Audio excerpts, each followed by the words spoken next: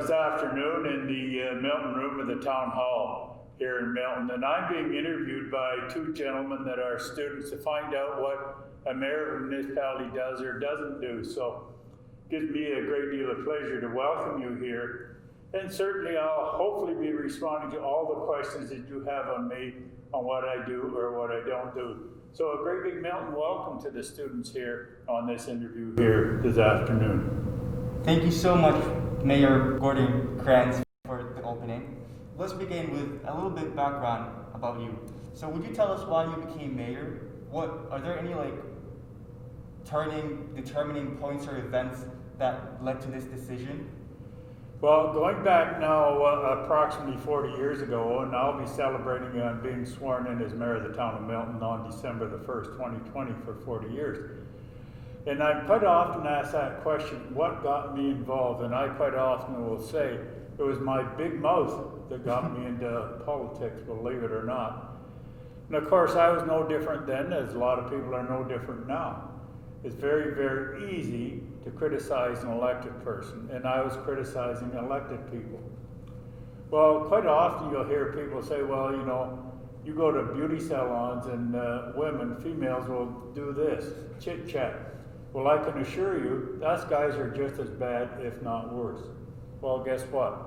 I was in a barber shop criticizing what the elected people at that time was doing or not doing, and someone had enough nerve to say, Mr. Krantz, if you think you can do any better, why don't you run?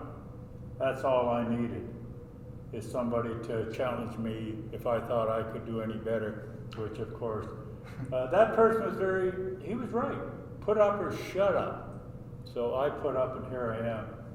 I was elected as a councillor in 1965, elected as mayor in 1980. So I was a councillor for 15 years before being elected as mayor. So I had some pretty good training grounds there before I elected as mayor. But that's really how I got involved in public life. I just thought I'd make life, or hopefully make life, just a little bit better for us people in the town of Milton. Thank you, Feline. You've been doing a great job. So obviously, all of this takes a lot of hard work, right? And you must have stayed on task all the time. So what kept you on task, and what was a method that you used to stay on schedule and not fall behind? Yeah. Well, one of the philosophies that I often work by, if someone tells me I can't do this or I can't do that, all I will say is just remove the letter T off of can't and you'll find you can. So I'm not easily discouraged. And of course, anything that's worthwhile is worthwhile pursuing and sticking to it, even though sometimes you will fail, but that's life. And I often say if you do 10 things, all you want to hope is you do 8 or 9 of them right, because I can assure you that every one of us, including me, will fail on something at some point in time. So just accept it. That's the way of life. Thank you. The words of wisdom from our mayor. So thank you, and enough about you. Now let's move on to our town, Milton, right? So why do you think Milton is a great place to live, study, and work?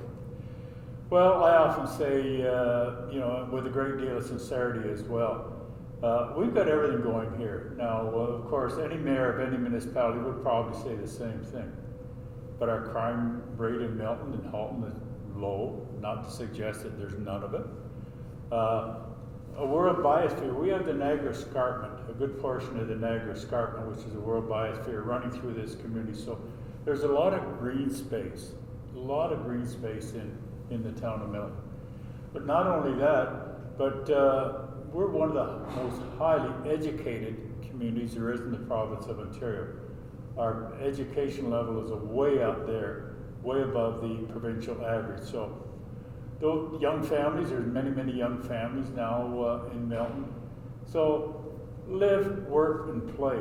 That's what it's all about. And of course, it's the people of the town of Milton that makes any community, and that makes it a great community here in this community. Being one of 4 municipalities in the region of Halton, of course, there's Burlington, Oakville, Milton, and Halton Hills, which is made up of Acton and Georgetown and rural ports too. Milton geographically is a fairly large community with roughly 137 square miles.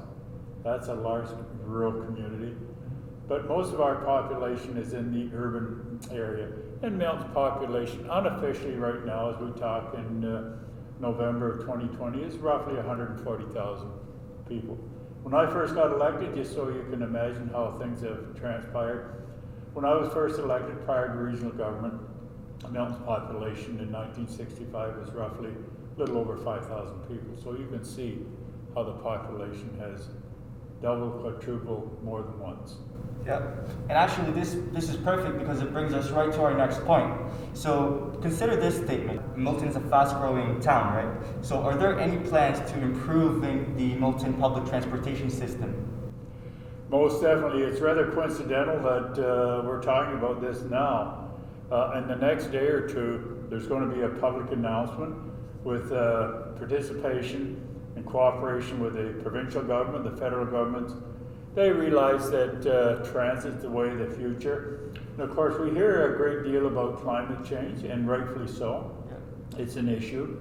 Once we get over this virus issue, I think that'll surface once again as being one of the top issues, not only in Halton or in Ontario and Canada, but across the globe. Yeah. Matter of fact, we should take it serious. I take it serious. But public transit is going to be one of the ways that we'll be able to help contribute to eliminating some of the climate change that we're experiencing.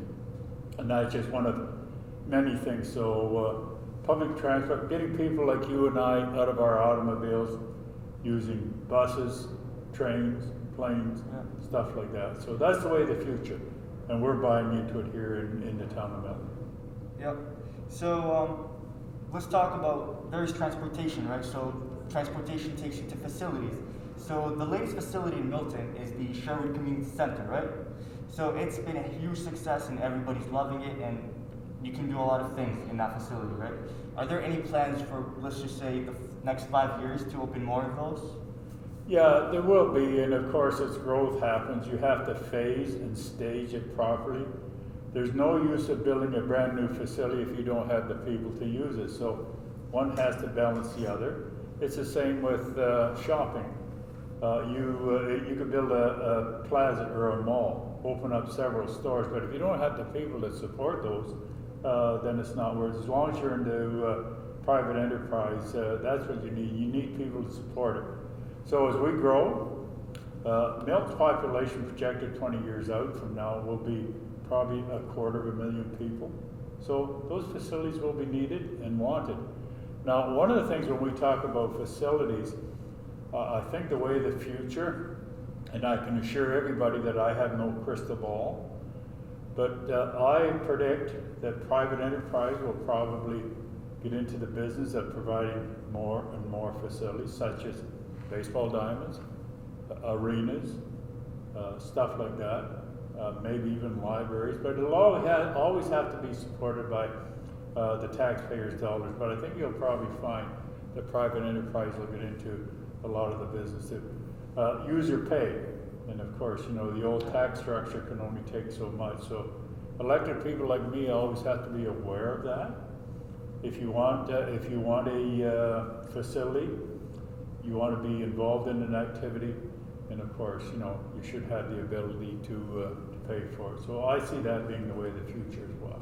Yeah, and this ties up to one of your previous interviews where you pointed out the difference between needs and wants. So this is a great point, and it ties back to that you're still standing the same point and you still support that point. So let's move on to our next point, the youth of Milton. So about 26% of the population of Milton is under the age of 19, correct? Yes, I believe you're. As I think I mentioned earlier on, we are the youngest on average in the town of Milton in the province of Ontario, believe it or not. So yeah, youth is pretty important. And how you engage that is some of the schools, as you two gentlemen are well aware, are overcrowded. Sometimes the education system here in Milton and Halton has problems keeping up with space, especially for public schools. Yeah, especially for public schools. So are there any like what efforts are made to keep the youth active and involved in the community? Well, of course, we have what we refer to as the Mayor's Youth Advisory Committee, and they appear before council at least once or twice a year to suggest to us, young people, what they would like to see. And again, getting back to your point, I always suggest to even the youth, separate out your wants from your needs. What do you think? What do you think the youth need? Not necessarily want, but they're pretty darn good on suggesting what's needed. And some of it falls back into some of the recreational facilities there too. And I think we've done a reasonably good job on providing some of those. So we rely on them for what they think is absolutely necessary. And it's worked reasonably well for us, believe it or not, in the last while. Yeah, I mean, Milton have, considering like our area, we already have 3 community centers, so that's already pretty good. And I feel like the more we expand and the more housing, the more facilities will be available for us. So let's fast forward 10 years from now. So the youth are now finished university, college, they want to work, right? So do you have anything to say on the job market in like 5 to 10 years so that we don't have to leave Milton for our work? Yeah, most definitely. One of the things that I would really strongly urge young people to think about, and I still know that there's individuals that drop out of school, whether it be high school, but if you really want to succeed in the business world or even in the world in general, education is huge. So, go to college, go to university, because that's how you're going to succeed. And again, I've said many, many times, it might sound a little cliche on my part, but young people are my future. So if I don't look after my future, then I'm not doing myself a service. So it's young people that's going to be looking after people of my era. So making sure they're educated, making sure that they got a chance in the world is going to be vitally important to a community. And that's really what it's all about. And I think most young people are reasonably well grounded. These are days of changing times, big time. The social media is playing a huge role on the transformation of society. 50 years ago, you couldn't travel around the world in a matter of seconds. Now, just by the click of a finger, you can be in contact with somebody on the other side of the world. So, communications, very important. So, Yep. I often suggest to young people, be ready and available to communicate with one another, regardless whether it's your next door neighbor or somebody halfway around the world. So communication is going to be a huge part of it moving forward. Yeah, he's correct about that. So just one more question, right? What message do you have for the youth, and if you have any final advice for us? Well, stay focused on what you want to do. The average young person today will probably change his or her career likely 3 or 4 times. So just don't zero in on one thing, and I use it just as an example. It's great to be a lawyer, but you might want to think about being a doctor. You might want to think about being a plumber. You might want to think about being a carpenter. So there's many, many things out there that people should think about adapting to, because you talk about making a good living, and I just take plumbing and carpentry as an example. There's a pretty good livelihood to be made in businesses such as that. I myself personally come from a business background. I was in the oil business for many years, wholesale distribution. So I was a private entrepreneur. And this is what young people might want to think. When I go back to what I said, and when people say, well, Gord, you can't do this, you can't do that, you'll never succeed. And all I say is, watch me. So you have to have that drive to get up and say, I'm going to make it happen. And if you have that initiative, you'll make it happen. Thank you so much. Ladies and gentlemen, our Mayor of Milton, Gordon Krantz. Thank you so much. And I thank you very much, and I wish you much success on getting this together and getting the message out there to the world, especially the youth of this community. They are my future. Thank you so much.